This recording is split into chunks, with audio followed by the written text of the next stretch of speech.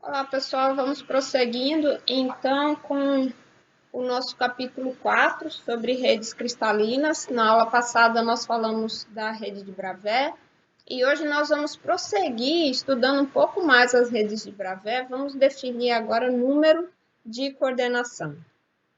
O número de coordenação é definido a partir de uma outra definição, que é a definição de primeiros vizinhos. Então, os pontos de uma rede de Bravais que estão mais próximos de um determinado ponto de interesse são chamados de primeiros vizinhos. E a abreviação usada é NN, que vem do inglês Next Neighbors.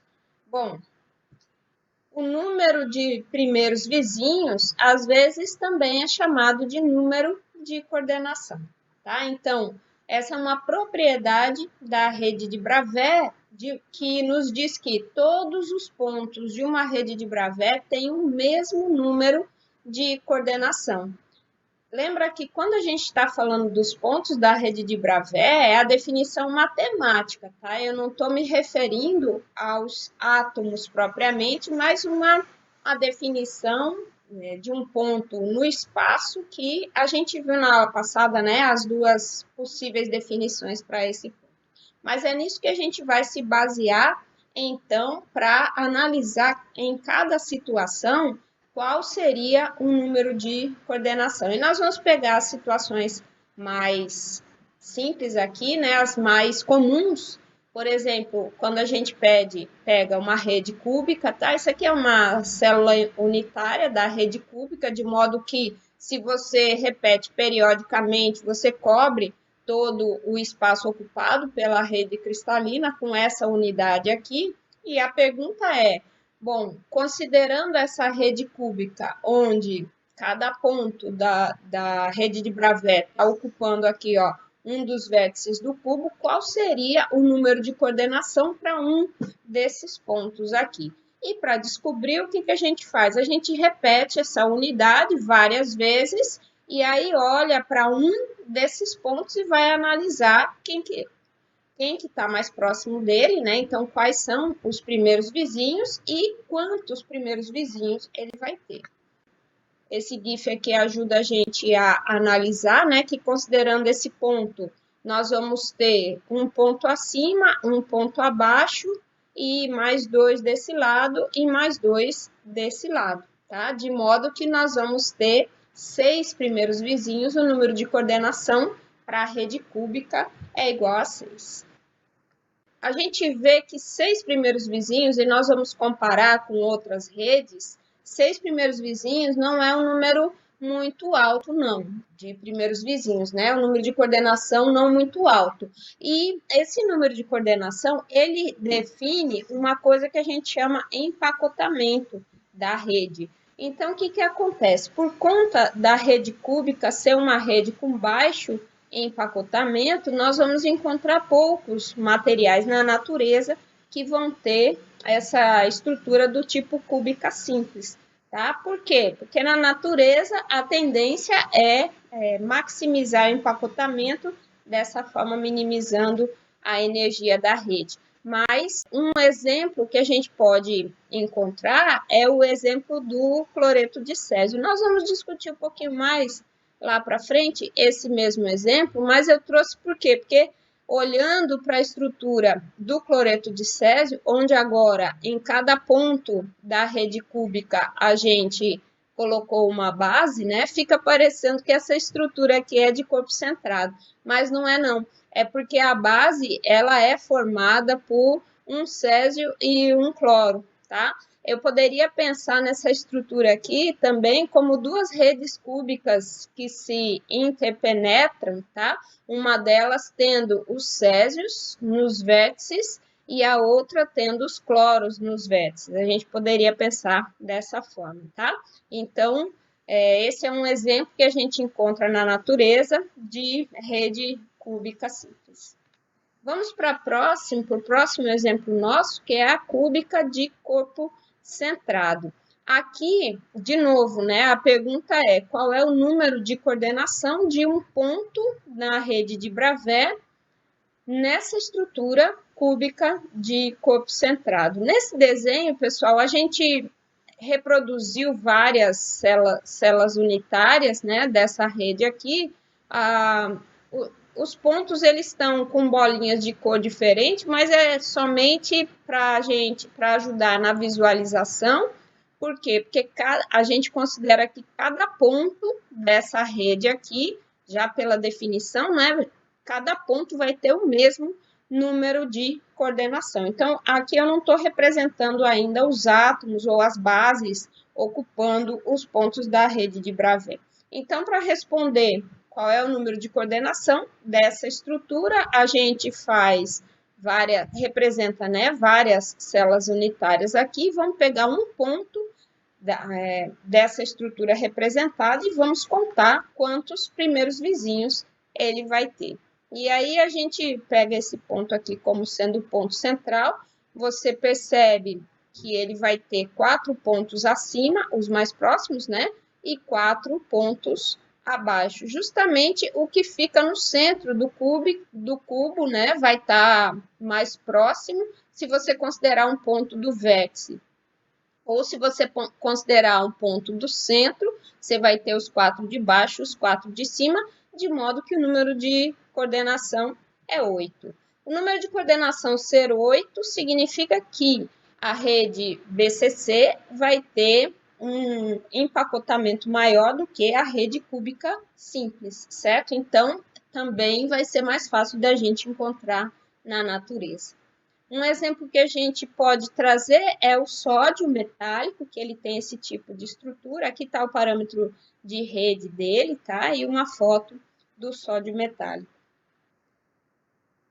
Bom, um próximo exemplo que a gente pode considerar é o da rede FCC, não é? Que é a cúbica de face centrada. A mesma pergunta e a mesma estratégia. Eu desenho várias células unitárias aqui e quero responder qual é o número de coordenação. Vou pegar um ponto dessa rede e vou verificar. Nós temos, 4 pontos do lado, 4 pontos acima e 4 pontos abaixo desse ponto central aqui.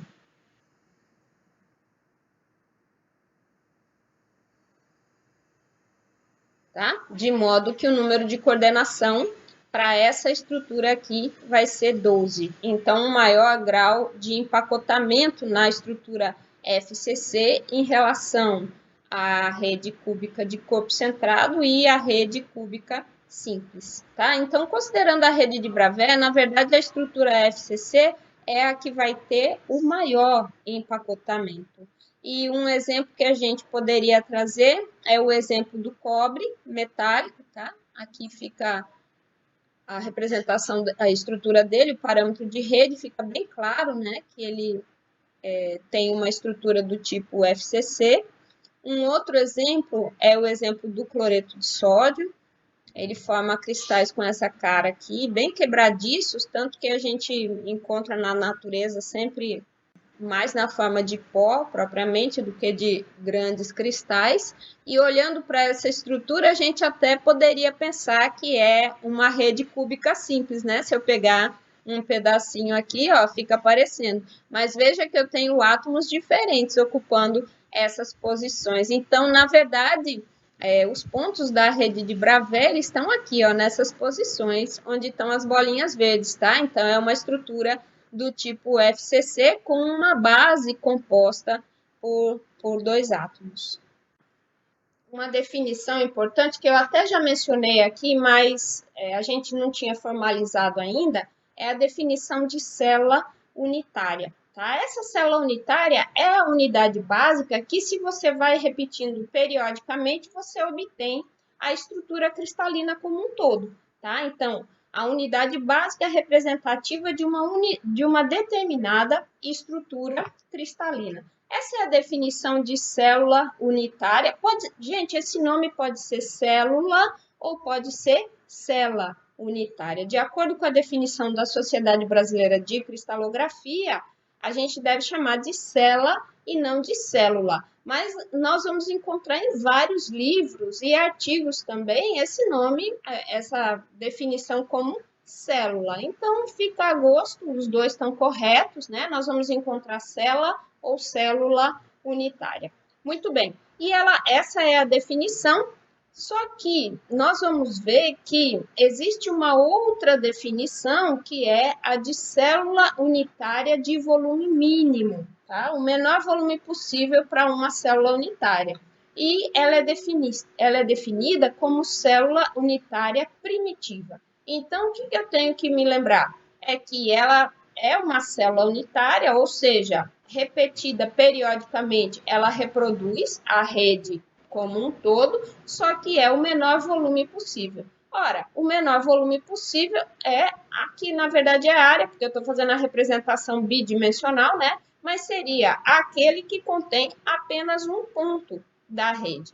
Então, a célula unitária primitiva é definida como a região do espaço que, quando transladada por todos os vetores numa rede de Bravais, preenche o espaço todo sem deixar buracos e superposições. Veja que essa seria a definição de célula unitária, de uma forma mais geral, né? Mas especificamente, quando eu estiver falando da célula primitiva, ela vai conter apenas um ponto.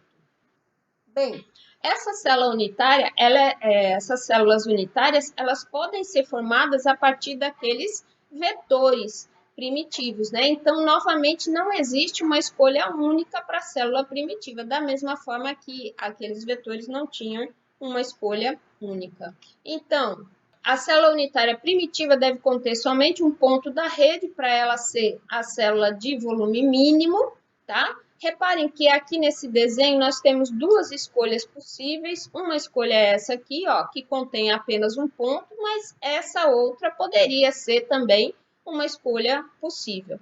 E aí você fala, não, mas essa aqui tem 4 pontos, certo? Mas cada vértice dessa figura aqui está sendo compartilhada com outras 4 figuras. Então, a gente pode dizer que essa célula, em cada vértice, ela tem 1/4 do ponto, tá? Somando para 4 vértices, ela vai ter um ponto só em cada unidade. Por isso, então, ela é uma célula primitiva também.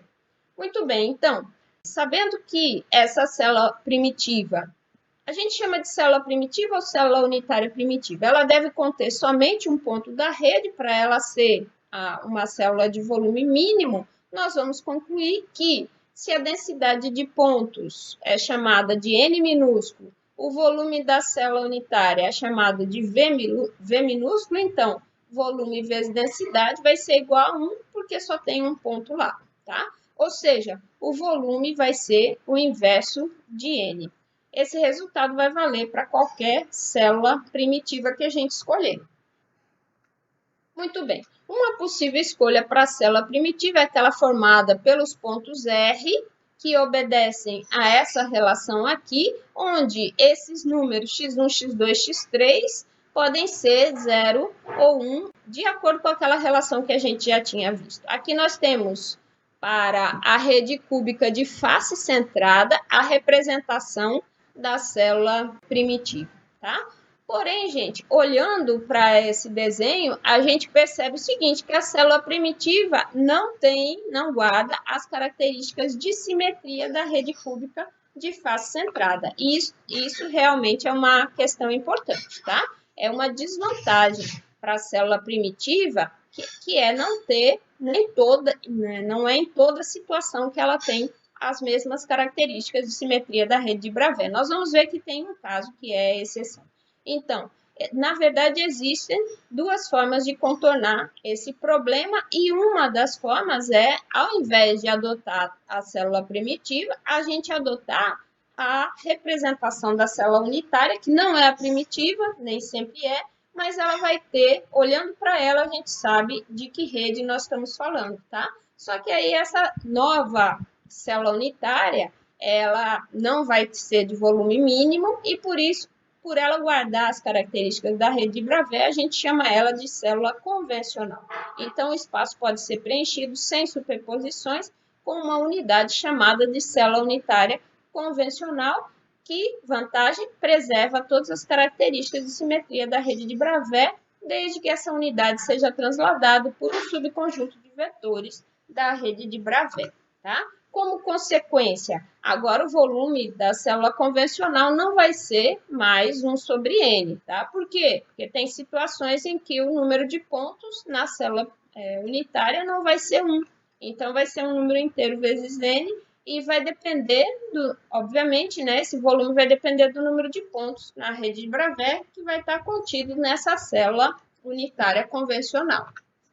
Aqui a gente tem uma situação que é a exceção, né? Que a célula unitária primitiva coincide com a convencional. Então, o que acontece? Nós temos a rede cúbica, onde cada ponto da rede cúbica ele é compartilhado por outros cubos, né?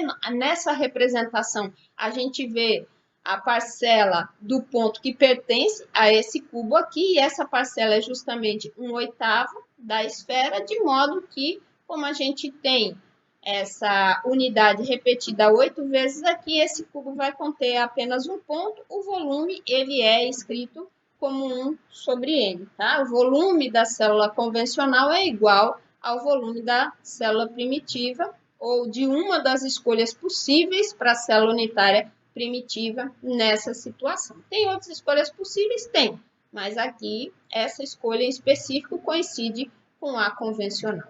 Isso nem sempre vai acontecer, tá? E aí a pergunta que a gente faz é, nos outros casos, por exemplo, aqui na rede cúbica de corpo centrado, qual é a relação entre o volume da célula convencional e o da célula primitiva? Vamos dar uma olhada aqui, se a gente consegue rodar esse vídeo. Aí. Então, veja aqui, ó, a célula unitária primitiva não tem nada a ver com a convencional, é bem diferente, né? E aqui a gente vê quantos pontos vai conter essa célula convencional. Tem 1/8 em cada vértice, né? Formando um ponto, só que tem mais um ponto lá dentro. Então, aqui repetindo, a célula unitária primitiva, representada em relação à convencional. E nós vamos ver, então, que essa célula convencional tem um volume que é 2V, ou seja, 2 vezes o volume da célula unitária primitiva.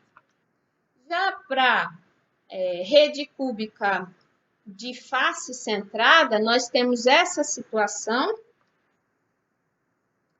em que nós vamos ver que a célula convencional ela vai ter os vértices formando um ponto, tá?